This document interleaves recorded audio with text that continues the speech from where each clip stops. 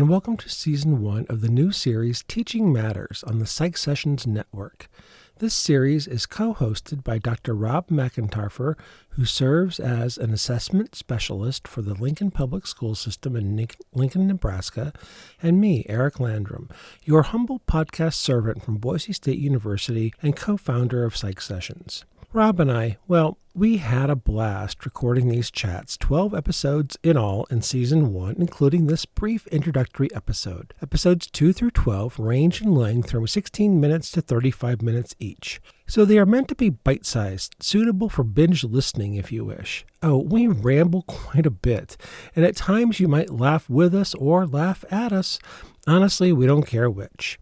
Please know that the viewpoints expressed here represent Rob and Eric's own opinions respectively, and not the opinions of their individual employers. As we discuss teaching matters, we hope these conversations will be provocative and thought-provoking. If you have ideas for future episode topics or want to comment, most podcast outlets allow for comments, or you can email us at psychsessionspodcast@gmail.com.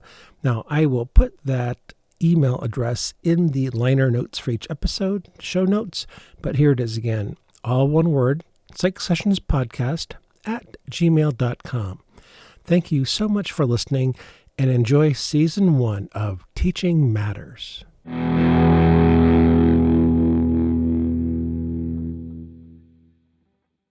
Anyway, you asked actually a serious question that we should probably get to, as opposed to me distracting us from it. The beneficial effects of Luddite technology in the classroom. That's your question?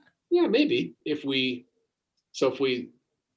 had a long arc, and I don't even know how long our arc is, of scholarship of teaching and learning research. I don't know how far back we can look and actually have comparables, useful comparable data, if that's even a researchable question.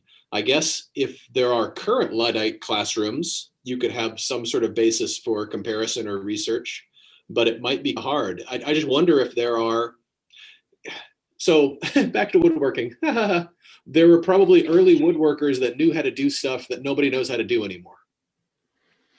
Yeah, or almost nobody. There were woodworkers that hand-hewn logs, right, to build amazing log cabins that you'll see on these PBS type shows that right, are on a bunch of channels now, where right, you can see the axe indentations in the wood. They're not perfect because they were right. done by hand. And I think there are very few craftspeople around today who could do that. I don't know if this is the parallel you're aiming for. Mm-hmm. There may be very few master lecturers available these days who could carry a class for 75 minutes without PowerPoint, without overheads, without drawing on a chalkboard, with elocution only for 75 to 120 minutes alone.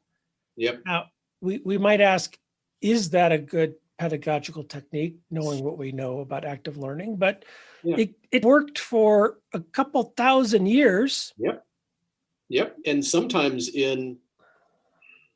there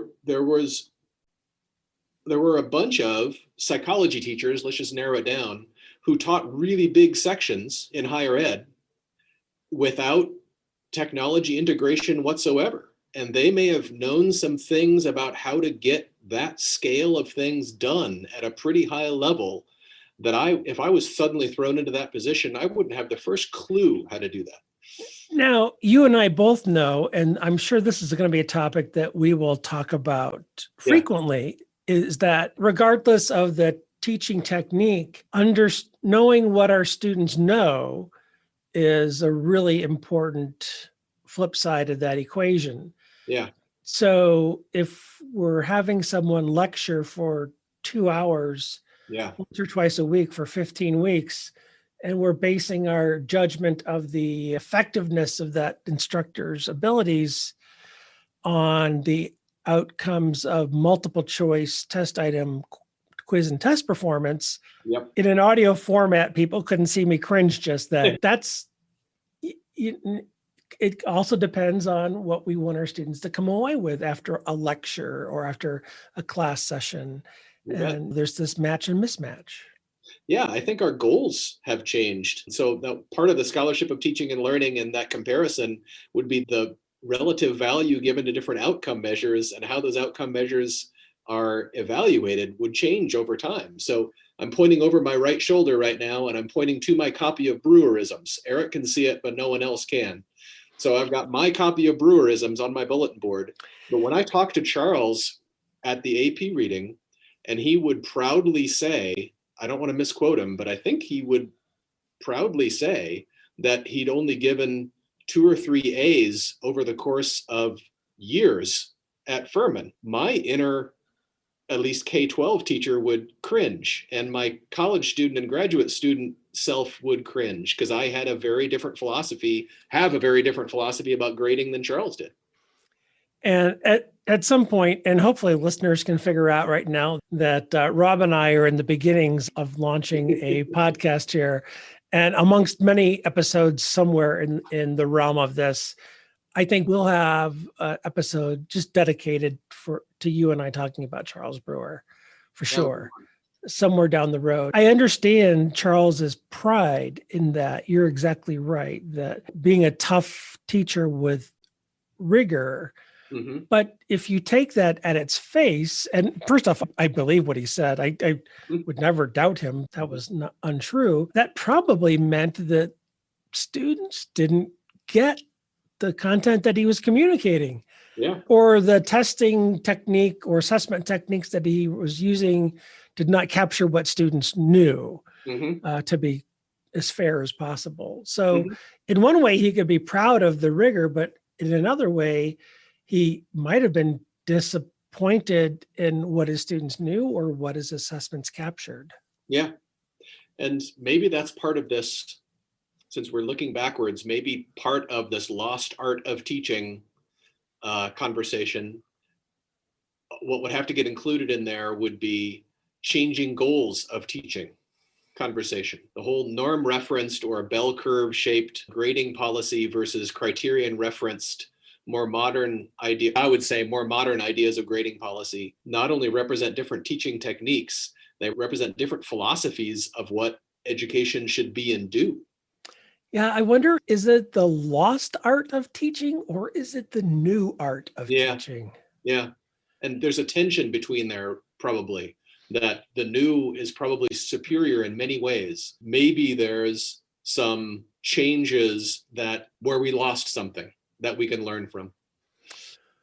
Well, and I think the new art of teaching probably tells people there's more effort involved, or there's a different effort involved. And in my quiet, private moments, I revealed this to people that years and years ago, I won a teaching award here at Boise State, which I'm very grateful to have won. But I know I won it because I was an outstanding lecturer. I could hold an audience's attention. I could captivate them. I was a good storyteller. And about maybe 10 years ago, I flipped my classrooms. My research methods class, for example, all of my lectures are online on YouTube. And so when I went to class, I became a designer of instructional experiences. And I don't mean that as a gag or a joke or as a punchline. I thought about, what are my students going to do in class today, as opposed to what am I going to do in class today? And I designed it in such a way that my students needed to watch the video of my lecture before class, come in and do a readiness assessment quiz, small value, low stakes. And then we were going to do something in class, an activity.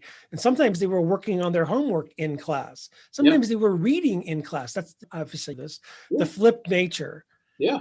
And so I lost all of those warm fuzzies that I got from lecturing, that award-winning notion that ego strokes that I got from lecturing, I gave it up so that I could flip my classroom and focus more on students. And that took me a while to grasp that.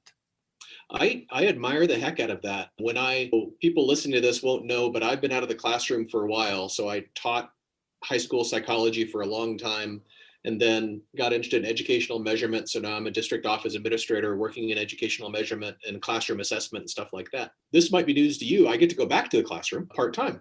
I get to teach a new college board class, newish college board class called AP Research. I volunteered to teach one section. So I get to go back and see if I can do this again. But I can relate to what you're saying, because I think my favorite part of the AP psychology and the high school psychology classroom was the storytelling part, was the communication part, and it was pretty much me presenting and getting them to talk about what I presented. So I admire your choice, and I think it's a brave choice to flip that. And in some ways that choice is much more, I want to use the word respectful, but I think honest also applies to where students are at in the classroom. I think the way I taught, I pretended that everybody was with me and everybody was engaged and everybody was thinking the things that I was intending them to think at the time.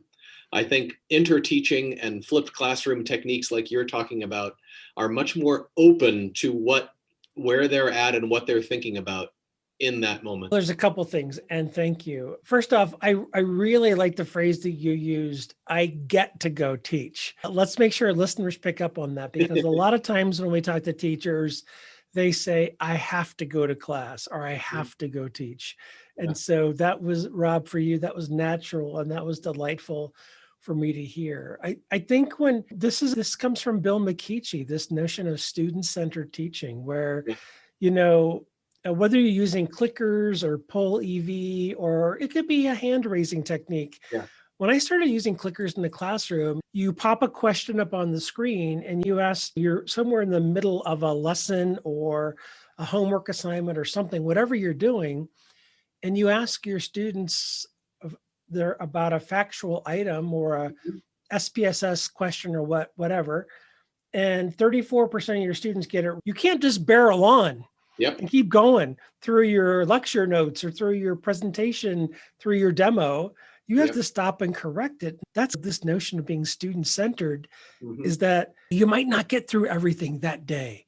Yeah. And that's all right, because what you do get through, you want your students to really know and understand and be able to apply. And I think we're rambling, and that's okay. I hate the term covered. What are we going to cover in class today? Yeah. Because I actually literally think of that as covering, as we are covering it up, because we're not going over it. We're not taking a deep dive into it. You don't really understand it. We are covering it, literally. I can find this reference somewhere. I bet I could find it, but there's a researcher who writes about curriculum, K-12 curriculum. It might be David Berliner, it might be somebody else, who says the exact same thing and then goes on to say, when you cover something, how else do we use that term? We usually say we're covering it with a blanket. You're usually hiding something. Yes. That's our other use of that term. So he was making the same argument you did, that we need a different term. And I think we need different practices sometimes, because what do instructors often do? At the end of the semester, they're behind, so they cover a bunch of stuff real fast. Yeah. Which is not meaningful to the student, and the instructor knows it's not meaningful either, but they're beholden to some test that it's already pre-made and it's predetermined. And I've got to cover it because I've got to cover the rest of chapter 12 in 3 minutes because it's on the final exam. And this system sometimes drives us rather than us driving the system. Agreed. And this relates to SOTL in an important way too. In some ways, a lot of practices that some people might put under the label student-centered, I think, uncover through outcome measures much more information about student learning than older, what some people would say are teacher-centered practices. I'm going back to grading. So if I'm in a norm-referenced bell curve philosophy, no matter what my students do, every single time I teach this class, I can force the outcome into a bell curve and I can walk away, wipe my hands and say, job well done, as long as I don't look at my evaluations and things like that. Because I've manipulated the data, I've forced the data into a satisfactory outcome. if I change my grading practices and my assessment practices and don't curve anything and try to have some sort of criterion reference system about students have to get to this level before I declare that they're proficient in these skills and this knowledge, then great stuff can happen, but I might get some really bad news as a teacher. And I might have to face up to the fact that this didn't work very well. Okay, so we could have a whole separate podcast on grading and rubrics. So first off, does anybody really fit grades to the entire bell curve? I hope not anymore. When you and I was in college in the late 80s, early 90s. I had a long 7-year undergraduate career. That's okay. And I definitely had some classes that were some early classes, intro classes, that were absolutely positively purely curved without any sort of modification. But maybe that's antiquated. Obviously, and again, we're having the conversation for the benefit of our listeners. Yeah. The only reason that you would strictly apply the curve, and when I say that 10% A's, 20% B's, right. 40% C's, 20% D's, and 10% F's, right. is that if the class all scored abysmally poorly, that would at least guarantee 10% A's, 20% B's, 40% C's, and so on. When you do that, though, as we both know, you are setting students up to compete against one another. Right. And there's not going to be any teamwork. There's not going to be any collaboration. I've joked with students, under that regime, I would be giving my fellow classmates fake notes with the wrong answers because you don't want them to succeed. Sure. And even with a criterion reference system, you don't even want to mess with that too much. For a year once, way back when, I messed with that, and boy, was I unpopular. Rather than 90, 80, 70, 60, I did it by 8s rather than 10s. Interesting. 92, 84, 76. I'm going to stop there. And oh my gosh, the students that year who got 91% wanted to string me up and fry me. Sure. They knew at the beginning of the semester. I explained why I was doing it. I was transparent, but oh my goodness, it caused an uproar for a handful of students. So there's this balance or tension between tradition, what's been done, and trying new things. And students are often going to push back on tradition, on breaking traditions. And of course, it's all arbitrary. And I don't think we're honest with students sometimes about even objective grading is subjective. Even multiple choice exams that have a correct answer are often subjective. Yeah, there's a couple K-12 researchers who wrote a big history and current grading practices books for K-12. And if they're to be believed, the 70% pass or 70% is a D, 90% is an A, all of that was pretty much a complete historical accident without any basis in anything. There was never a reason to do it that way. There are good reasons to not do it that way, but it's so ingrained that when places try to change that system like you experienced, you get a lot of pushback. Yeah, recently on the PsychSessions podcast, Garth had a chance to interview Linda Nilsson, who is the author of Specifications Grading.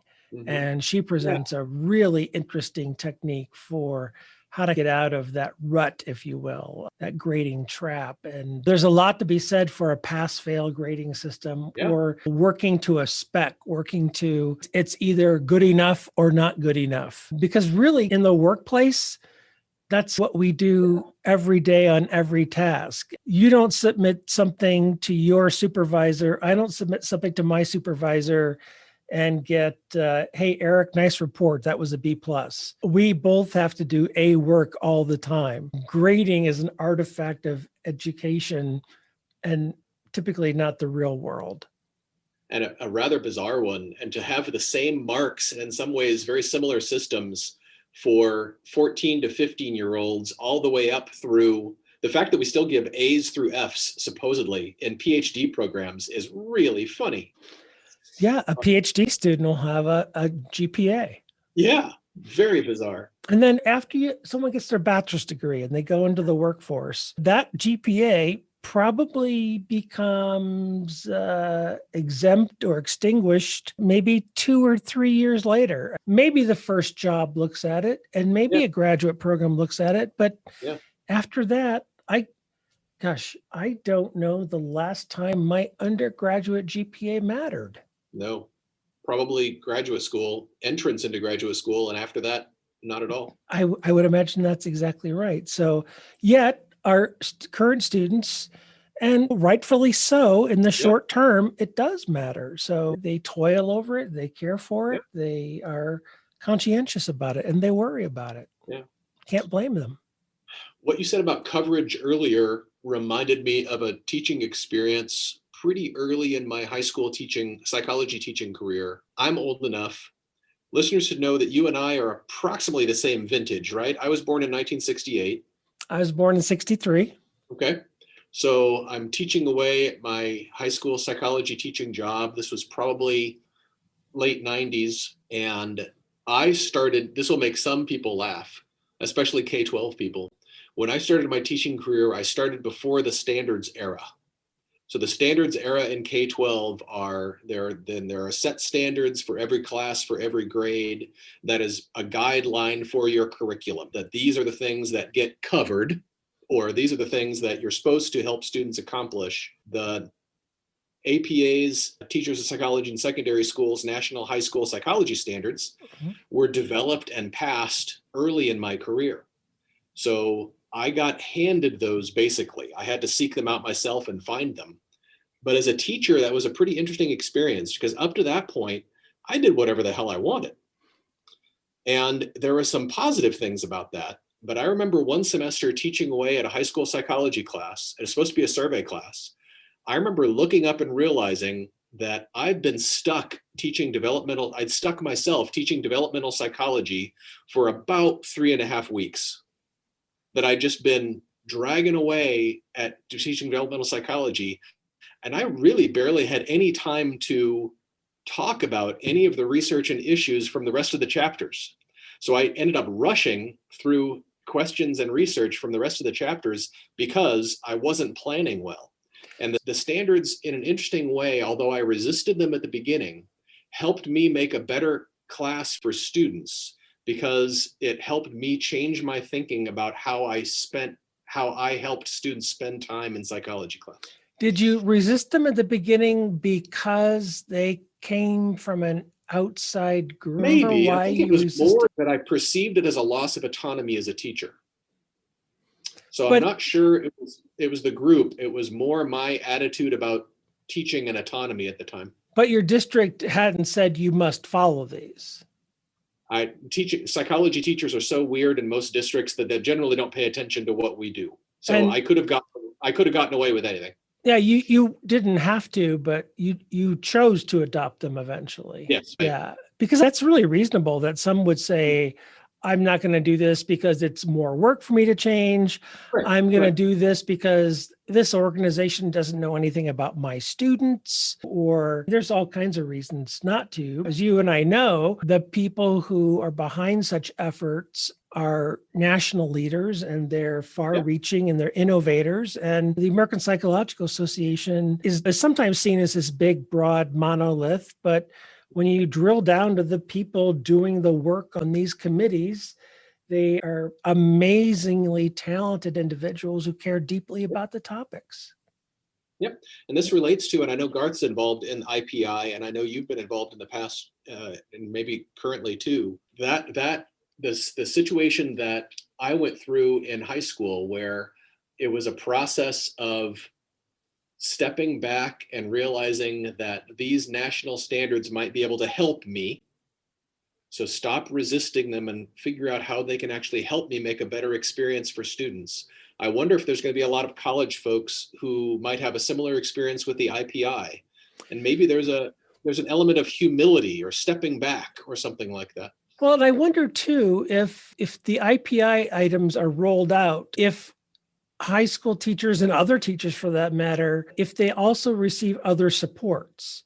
So, for example, the IPI is going to be rolled out in one way in a book form, but will there be links to existing websites? If you just hand people, hey, there's this introductory psychology initiative, and there's these new ideas for teaching intro psych.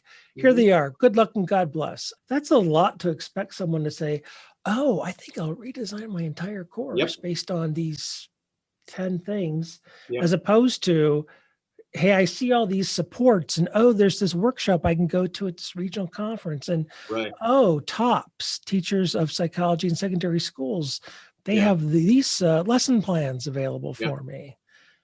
When you made this transition, Rob, were you starting to get involved in the AP reading? Were you starting to get involved nationally or regionally? Yeah, I'd been involved in the AP reading and in the high school psychology world for a while when I made the transition to administration.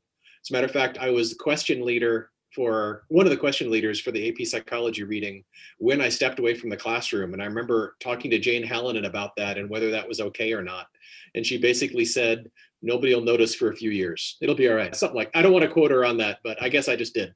But it was something about, no, this is fine. You'll get back in a classroom. And I continue to do AP psychology workshops. And that's what people generally say, that as long as you keep doing a good job and you go back to the classroom someday, it'll be all right. So, yeah.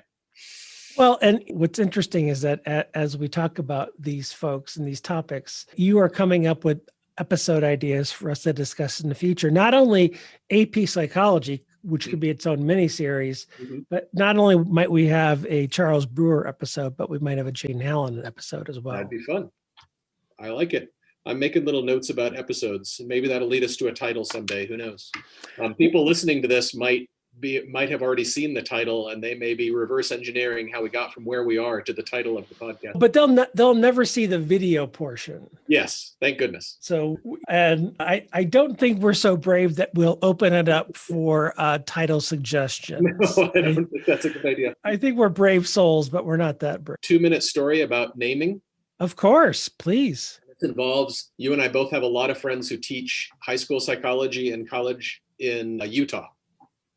And Utah's like Nebraska and Idaho. Utah is its own special place with its own special context. And so talking with high school psych teacher friends in Utah, right outside Salt Lake or in Salt Lake, there's a brand new high school that was built in a community called Farmington. Beautiful high school. It was controversial because it was a very expensive high school. So the community put up a lot of money for this new high school. And there was both supporters and detractors in the community for how much money was spent on this high school. So the high school's built, and then they get to the point where they need to pick a mascot for the high school. So they were very democratic. They put it out there for students. They said, students who might be going to this high school, help us pick a mascot. The first 10 top vote getters were apparently so obscene that they couldn't even think about it. But the 11th was the Phoenix, Farmington Phoenix. So that's what they chose. So supposedly, the way my friends told the story, they're at a board meeting that's being televised to the public, and they announced new high school, new mascot. We got the Farmington Phoenix. Here's our logo. Here's what the mascot's going to look like at the football and the basketball games. And there was a school board member who was against this high school from the very beginning, who raised his hand and said, "Congratulations. I'm sure you've thought about the fact that all mascots are plural." Which is true. You got the Nebraska Cornhuskers. Every mascot for every sports team is always made plural. So he said, has anyone looked up what the plural of Phoenix is? I'll save you the time. The plural, according to the dictionary, is the Phoenices. So you have now given your brand new, beautiful high school the mascot of the Phoenices. Good luck. So at that point, they went into a closed door board meeting and the screen went black. And when they came out, they very proudly and very quickly said, we have decided that we are the Farmington Phoenix. It will never be made plural. There's only one legendary Phoenix. Board meeting over, gavel comes down. But the students have plenty of songs about the Farmington Phoenices. Give the board credit. They skipped the first 10. Exactly. And high schools should be palaces. Right. They should be, I don't want to say we should overspend, but we should spend luxuriously. Mm-hmm. They should be safe. They should be places where young people want to go. They should be places where our educators feel valued. We shouldn't, no one, I understand that people are entitled to their opinion, whatever. Yeah. And I shouldn't discount that. But they should not be scrimped on, and they should be palaces. That's my opinion. Agreed. All right, young Rob, at some point I'll have you tell that story as well, as why many people around the country affectionately refer to you as young Rob. Sure. We can have Eric and Rob stories, how we met each other. We can have some, I've got some ideas for I jotted down that I'll follow up with you in an email. All right. Very good. I appreciate your time. And You bet. This was a hoot. Welcome to, we don't even know if this is going to be first. We don't want to make a commitment to release order, but welcome to this episode of whatever we call it. Thanks. This was a lot of fun. Thank you, Eric. Yeah. Good to see you. Yep. Good to see you too. Okay. Bye.